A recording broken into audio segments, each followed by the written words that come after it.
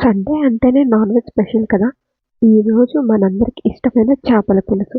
పులుసు మరీ పలుచగా లేకుండా, ముక్కలు విరగకుండా గ్రేవీ పర్ఫెక్ట్ చిక్కదనంతో రెసిపీ. అస్సలు మిస్ కావద్దు, చూసేయండి. Hi friends, welcome back to my channel Leshika Sri vlogs. ముందుగా మనం పులుసు కోసం తీసుకున్న చేప ముక్కల్ని శుభ్రంగా కడుక్కోవాలి. చేపల పులుసులో ముక్కలు వాసన రాకుండా ఉండాలంటే శుభ్రం చేసే విధానమే మెయిన్ ఇంపార్టెంట్.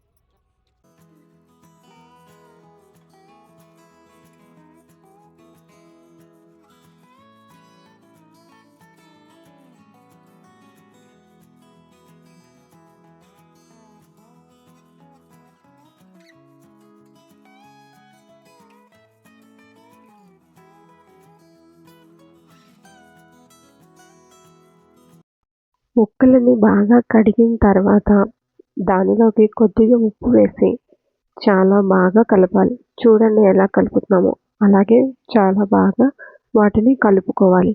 ఇలా కలిపిన తర్వాత కొద్దిగా మళ్ళీ పసుపు వేసి మళ్ళీ సేమ్ అలాగే నీట్గా మొత్తం అన్ని ముక్కలకి పట్టేలాగా శుభ్రంగా కలుపుకోవాలి. ఇలా మొత్తం అన్ని ముక్కలకి పట్టిన తర్వాత వాటిలోకి కొంచెం వాటర్ పోసి ఆ ముక్కలని ఒకసారి నీట్గా కడుక్కోవాలి. మళ్ళీ ఆ వాటర్ తీసేసి ఫ్రెష్గా మళ్ళీ ఇంకొక దాంట్లో ముక్కలని వేసి వాటిలో కూడా కొంచెం వాటర్ వేసి ఇంకా శుభ్రంగా కడుక్కోవాలి. ఇలా కడిగితేనే ముక్కలు మనకి తెల్లగా అనేది వస్తాయి. చూసారు కదా ఫ్రెండ్స్, ఇలా పసుపు ఉప్పు వేసి శుభ్రంగా కడుక్కోవడం వల్లనే ముక్కల్లో ఉండే ఆ జిగురు పచ్చివాసన పూర్తిగా పోతుంది. ఈ వాసన పోతేనే మనం వండే పులుసు మంచి రుచి, అలాగే వండేటప్పుడు మంచి వాసన వస్తుంది. లేకపోతే పులుసు ఎంత బాగా వండినా ఆ చేప వాసనే డామినేట్ చేస్తూ ఉంటుంది. అందుకే ఈ స్టెప్ చాలా ముఖ్యం. ఇప్పుడు ఈ ముక్కలన్నిటికీ మనం మసాలా పట్టించేద్దాం. చూస్తున్నారు కదా ఫ్రెండ్స్, మన చేప ముక్కలు ఎంత క్లీన్గా ఫ్రెష్గా ఉన్నాయో. ఇప్పుడు మనం ఈ ముక్కలకి మసాలా పట్టించి మ్యారినేట్ చేద్దాం. ముందుగా కొద్దిగా పసుపు, రుచికి సరిపడినంత ఉప్పు, ఒక 2 స్పూన్ల కారం, ఆఖరిలో కొద్దిగా నూనె వేయాలి. నూనె వేయడం వల్ల మసాలా ముక్కలకి చాలా బాగా పడుతుంది. మసాలాల అన్నీ ముక్కలకి జాగ్రత్తగా పట్టేలాగా కలుపుకోండి. ముక్కలు విరగకుండా జాగ్రత్తగా కలపాలి. ఇలా కలిపిన తర్వాత మూత పెట్టి కనీసం ఒక 30 నిమిషాలు పక్కన పెట్టేయాలి.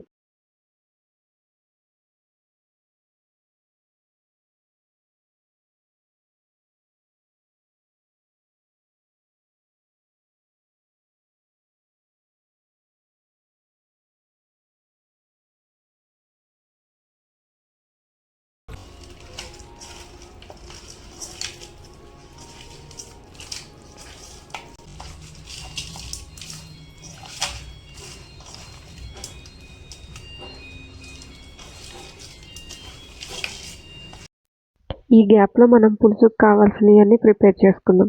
పులుసు కోసం 3 ఉల్లిపాయలు, 2 టమాటాలు, ఒక 4 పచ్చిమిరకాయలు, అలాగే కొద్దిగా చింతపండు. చింతపండుని శుభ్రంగా కడుక్కొని వాటర్ పోసి నానబెట్టుకోవాలి. చూస్తున్నారు కదా ఫ్రెండ్స్, పచ్చిమిర్చిని మనం కొయ్యకుండా ఇలా ఘాటు పెట్టుకోవాలి పులుసులో, అప్పుడు బాగా రుచిగా ఉంటాయి. అలాగే టమాటాలును ఉల్లిపాయలు చిన్న ముక్కల కింద కట్ చేసుకోవాలి. ఇప్పుడు మనము పులుసుకు ప్రత్యేక రుచినిచ్చే మసాలా పేస్ట్ ఎలా చేసుకోవాలో చూద్దామండి. మసాలా కోసం మనం ఓన్లీ 4 ఐటమ్స్ మాత్రమే యూస్ చేస్తాం. ధనియాలు, జీలకర్ర, అల్లం, వెల్లుల్లి. ధనియాలని, జీలకర్రని చిన్న మంట మీద కాసేపు వాసన వచ్చేంత వరకు వేయించుకోవాలి. ఇలా వేయించడం వల్ల పౌడర్ కొంచెం మంచి వాసన వస్తుంది. చూస్తున్నారు కదా, ఇప్పుడు వీటన్నిటిని మనం రోల్లో దంచుకుంటున్నాం. ఒక చిన్న వెల్లుల్లిపాయను తీసుకోవాలి. కనీసం ఒక 12 వరకు ఉండేలాగా చూసుకోవాలి రెబ్బలు.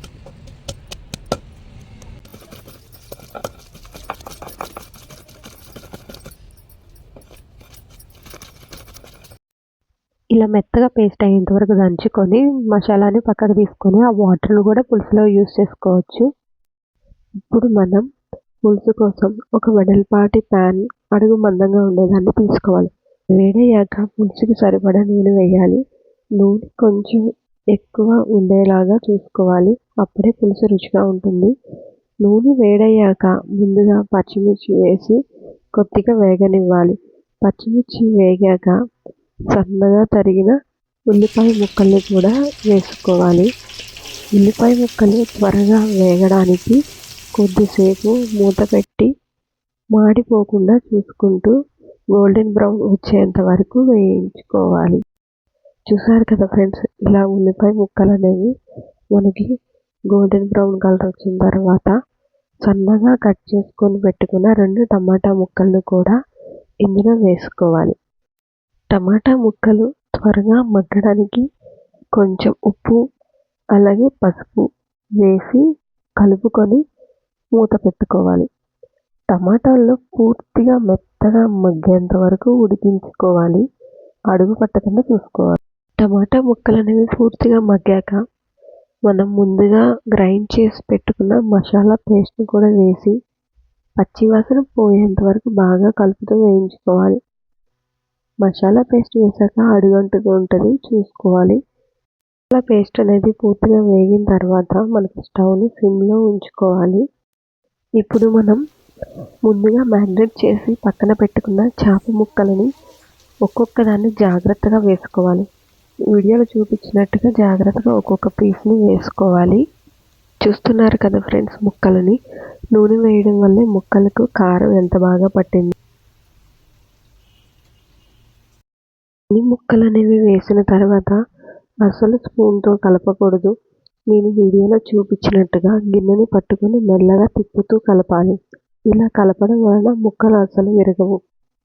ఇలా కలిపిన తర్వాత కొద్దిసేపు మూత పెట్టి ముక్కలను బాగా మగ్గనివ్వాలి. ప్రాసెస్ మొత్తం సిమ్లోనే ఉంచేలా చూసుకోండి. ముక్కలు కొంచెం మగ్గాక వాటిని ఒకసారి కలుపుకొని ముందుగా మనం పెట్టుకున్న చింతపండు పులుసు సుమారు ఒక 2 గ్లాసుల నీటితో కలిపి చిక్కగా పోసుకోవాలి. పులుసు చిక్కదనం చూసుకొని వాటర్ని పోసుకోవాలి. పులుసు పోసిన తర్వాత మళ్ళీ గరిటె పెట్టకుండా గిన్నెని పట్టుకొని ఒకసారి కలుపుకొని మూత పెట్టి సిమ్లో 10 to 15 minutes బాగా ఉడికించుకోవాలి. ఒకసారి మిడిల్లోనే ఉప్పు కారం సరిపోయిందో లేదో చెక్ చేసుకోండి, మీ రుచికి సరిపడినంత. ఇన్ కేస్ లాస్ట్కి మళ్ళీ సరిపోకపోతే ముక్క చప్పగా ఉంటుంది. పులుసు బాగా చిక్కపడి నూనె పైకి తేలేంత వరకు మనం ఉడికించుకోవాలి.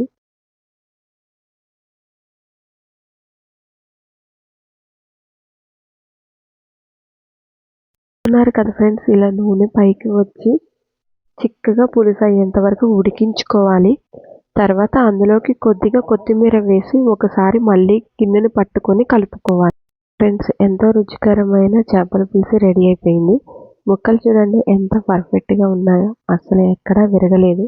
మీరు కూడా ఈ సండే మీ ఇంట్లో తప్పకుండా ఈ రెసిపీ మీకు నచ్చితే లైక్ చేయండి, మీ ఫ్రెండ్స్ అండ్ ఫ్యామిలీకి షేర్ చేయండి. మీరు కూడా ట్రై చేశాక మీకు ఎలా కుదిరిందో మాతో కింద కామెంట్స్లో షేర్ చేసుకోండి. ఇలాంటి మరిన్ని వీడియోస్ కోసం మా ఛానల్ని సబ్స్క్రైబ్ చేసుకోండి. Bye bye.